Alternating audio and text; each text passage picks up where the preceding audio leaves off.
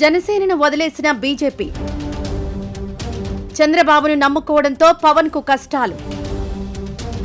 చంద్రబాబు మాటలను నమ్మడంతో పక్కన పెట్టిన మోదీ, షా. సనాతన ధర్మం అంటూనే హిందువుల మనోభావాలు దెబ్బతీస్తున్న పవన్. తెలంగాణలో బీజేపీ తరపున ప్రచారానికి వెళ్లని పవన్. చంద్రబాబు ఆదేశాలతో రేవంత్ కు మేలు చేసేలా నిర్ణయం.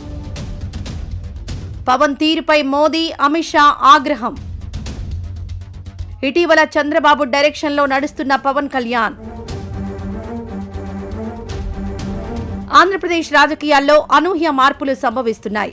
ముఖ్యంగా జనసేన అధినేత పవన్ కళ్యాణ్, బీజేపీ అధిష్టానం మధ్య దూరం పెరుగుతోందనే చర్చ రాజకీయ వర్గాల్లో వేడెక్కిస్తోంది. ఒకప్పుడు మోదీకి అత్యంత సన్నిహితుడిగా, ఎన్డీఏలో కీలక భాగస్వామిగా ఉన్న పవన్ ఇప్పుడు చంద్రబాబు డైరెక్షన్లో నడుస్తున్నారనే ముద్ర పడ్డం బీజేపీ అగ్రనేతలకు ఆగ్రహం కలిగిస్తోంది. ఈ పరిణామాలు జనసేన భవిష్యత్తును ప్రశ్నార్థకంలో పడేస్తున్నాయనే విశ్లేషణలు వెలువడుతున్నాయి. గత ఎన్నికల్లో జనసేన 100% స్ట్రైక్ రేటుతో విజయం సాధించినప్పుడు ప్రధాని మోదీ స్వయంగా పవన్ ను తుఫాను అని ప్రశంసించారు. కానీ నేడు సీన్ పూర్తిగా మారిపోయింది.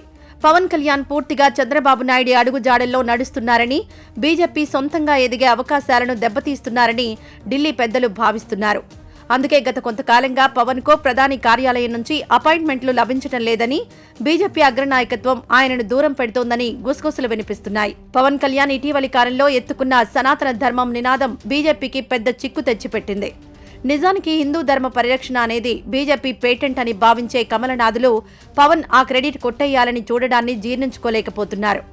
దీనికి తోడు తిరుమల లడ్డూ విషయంలో పవన్ చేసిన వ్యాఖ్యలు హిందువుల మనోభావాలను దెబ్బతీసేలా ఉన్నాయని, ఆధారం లేని ఆరోపణలు చేసి దేవుణ్ణి రాజకీయాల్లోకి లాగారని ఆర్ఎస్ఎస్ వర్గాలు కూడా అసంతృప్తిగా ఉన్నాయి. ఇది పవన్ కు బీజేపీకి మధ్య గ్యాప్ ను మరింత పెంచింది. తెలంగాణలో మున్సిపల్ ఎన్నికల ప్రచారానికి పవన్ కళ్యాణ్ వెళ్లకపోవడంపై బీజేపీ తీవ్ర ఆగ్రహంతో ఉంది. తెలంగాణలో బీజేపీ బలోపేతం కావడానికి పవన్ సహకారం అవసరమని భావిస్తే, ఆయన మాత్రం చంద్రబాబు ఆదేశాల మేరకు రేవంత్ రెడ్డికి మేలు చేసేలా మౌనం పాటించారని బీజేపీ నేతలు అంతర్గతంగా చర్చించుకుంటున్నారు. తమ మిత్రపక్షంగా ఉంటూ పక్క రాష్ట్రంలో కాంగ్రెస్ ప్రభుత్వానికి సహకరించేలా వ్యవహరించడం పవన్ రాజకీయ అపరిపక్వతకు నిదర్శనమని ఢిల్లీ నేతలు సీరియస్ అయినట్లు తెలుస్తోంది. పవన్ కళ్యాణ్ తన సొంత సిద్ధాంతాలను వదిలేసి పూర్తిగా చంద్రబాబు నాయుడు వ్యూహకర్తలా మారిపోయారనే విమర్శలు వెల్లువెత్తుతున్నాయి.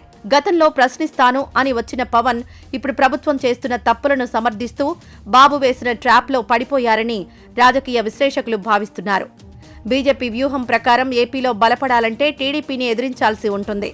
కానీ పవన్ అడ్డంకిగా మారడంతో ఆయనను పక్కన పెట్టడమే సరైన మార్గమని బీజేపీ అగ్రనాయకత్వం ఒక నిర్ణయానికి వచ్చినట్లు తెలుస్తోంది. ఇటీవలి కాలంలో పవన్ కళ్యాణ్ చేస్తున్న వ్యాఖ్యలు కానీ, తీసుకుంటున్న నిర్ణయాలు కానీ ఎన్డీఏ ధర్మానికి విరుద్ధంగా ఉన్నాయని అమిత్ షా భావిస్తున్నట్లు తెలుస్తోంది. ముఖ్యంగా డిప్యూటీ సీఎం హోదాలో ఉండి కోర్టులపై, వ్యవస్థలపై పవన్ చేసిన వ్యాఖ్యలు కేంద్రానికి ఇబ్బందికరంగా మారాయి. బాధ్యతాయుతమైన పదవిలో ఉండి బాబు డైరెక్షన్లో ఆవేశపూరిత వ్యాఖ్యలు చేయడం వల్ల పార్టీ ప్రతిష్ట మసకబారుతోందని, అందుకే జనసేనను దూరం పెట్టాలని బీజేపీ యోచిస్తోంది.